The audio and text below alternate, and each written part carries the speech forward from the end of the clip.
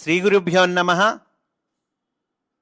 ఇష్టాగోష్ఠి సనాతన ధర్మమునకు సంబంధించిన కొన్ని ప్రశ్నలకు మాస్టర్ ఈకే గారు మనకు సులభముగా అర్థమయ్యే రీతిలో శాస్త్రీయమైన సమాధానాలను ప్రసాదించారు.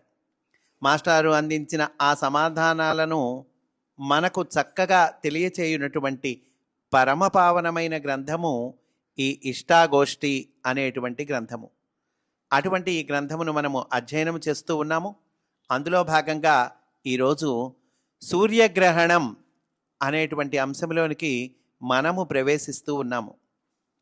ఒకరు మాస్టారుని అడిగారు, ఈ సంవత్సరం ఫిబ్రవరి 16వ తేదీ సంపూర్ణ సూర్యగ్రహణం ప్రపంచానికి అరిష్టదాయకమని, చాలామందికి కీడు కలుగుతుందని అభిప్రాయపడుతున్నారు.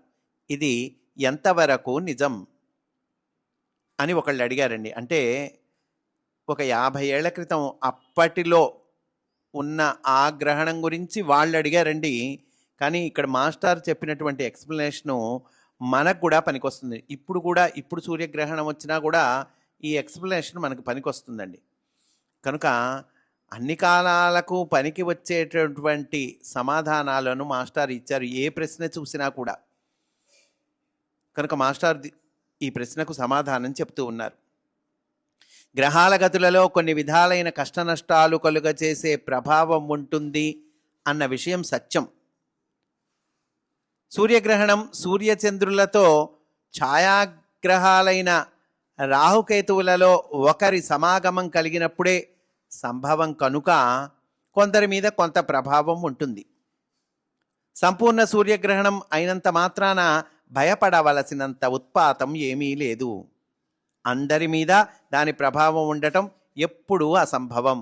అంటే అందరి మీద ఈ సూర్యగ్రహణ ప్రభావం ఉండదండి, ఒక పాయింట్. రెండో పాయింట్ ఏంటంటే అన్ని కాలాల్లో ఉండదండి. అంటే అన్ని సూర్యగ్రహణాలకి వాళ్ళ మీద ప్రభావం ఉంటుందా అంటే ఉండదు.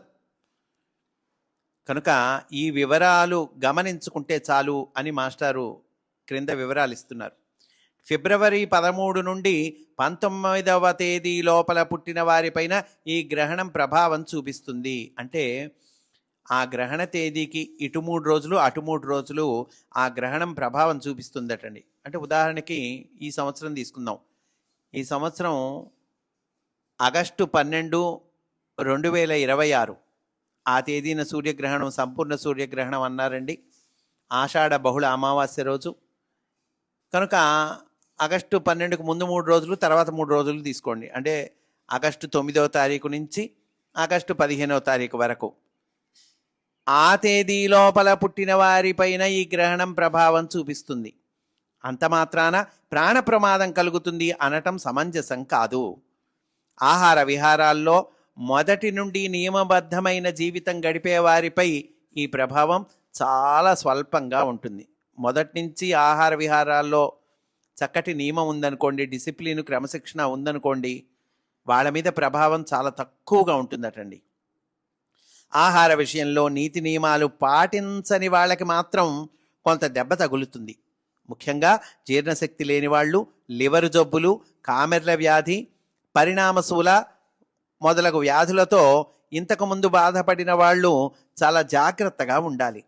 అలాగే సైకిళ్ళు తొక్కే వాళ్ళకి, మోటారు సైకిళ్ళు నడిపే వాళ్ళకి యాక్సిడెంట్లు జరిగి కాళ్లకు దెబ్బలు తగలవచ్చు. పై తేదీలలో జన్మించిన వాళ్ళు ముఖ్యంగా ఆగస్టు 22వ తేదీ లోపున ఎట్టి పరిస్థితులలోనూ విమాన ప్రయాణాలు చేయకుండా ఉండటము మంచిది. అంటే ఆ గ్రహణానికి సంబంధించి చెప్తూ ఉన్నారండి. అంటే సుమారు 50 ఏళ్ల క్రితము వాళ్ళు మాస్టర్ని ఈ ప్రశ్న అడిగారు. అప్పటి గ్రహణం గురించి మాస్టర్ చెప్తూ ఉన్నారు. ధనిష్ఠా నక్షత్రంలో జన్మించిన వాళ్ళకి కూడా పై విషయాలన్నీ వర్తిస్తాయి. వీళ్ళలో ప్రత్యేకంగా మానసిక వ్యాధులు, హిస్టీరియా, మూర్ఛ వ్యాధి ఉన్నవాళ్ళు ఆహార విహారాదుల విషయంలో ఈ సంవత్సరం అంతా నియమబద్ధంగా ఉండాలి. లేకపోతే చిత్త పరిణామాలు పట్టలేనంత తీవ్రంగా ఉండవచ్చు. వీళ్లలో లోగడ అపెండిసైటిస్, లివర్ జబ్బులు, కామెర్ల వ్యాధి వచ్చి తగ్గిన వాళ్ళుంటే ప్రమాద స్థితి ఈ సంవత్సరంలో ఎప్పుడైనా సంభవించవచ్చు. మొదటి నుండి లివర్ దౌర్బల్యం ఉన్నవాళ్ళు ఆహార నియమం పాటించకపోతే జలోదర వ్యాధి కలిగి ప్రమాదించవచ్చు. జన్మ నక్షత్రం ధనిష్ట అయిన వాళ్ళు ఈ సంవత్సరం అంతా జలమార్గ ప్రయాణాలు మానటం మంచిది. పై 2 వర్గాల వారిలో రాజకీయ నాయకులు, దేశాల నాయకులు ఉన్నట్లయితే వర్గకోపాలు, పగ తీర్చుకొనటాలు, శిక్షలు, శిరచ్ఛేదాలు కలుగవచ్చు. మిగిలిన వాళ్ళెవ్వరూ బెంగ పెట్టుకోని అవసరం లేదు. పై 2 వర్గాల వాళ్ళు ధనిష్ట నక్షత్ర జపము, శాంతి చేయించుకొని మృత్యుంజయ మంత్ర జపం 40 దినాలు దీక్షగా చేసుకుంటే తేలికలో బయటపడగలరు. ఈ సూర్యగ్రహణం కారణంగా పెండ్లిండ్లు మొదలైన శుభకార్యాలు చేసుకొనడం కూడదని కొందరు అభిప్రాయపడుతున్నారు. ఇది శాస్త్రానికి, అనుభవానికి కూడా విరుద్ధం. కనుక కుదిరిన సంబంధాలు, నిశ్చితార్థాలు చెడగొట్టుకొనవలసిన అగత్యం ఏమీ లేదు అంటూ మాస్టారు తెలియచేశారు. స్వస్తి. వాసుదేవ.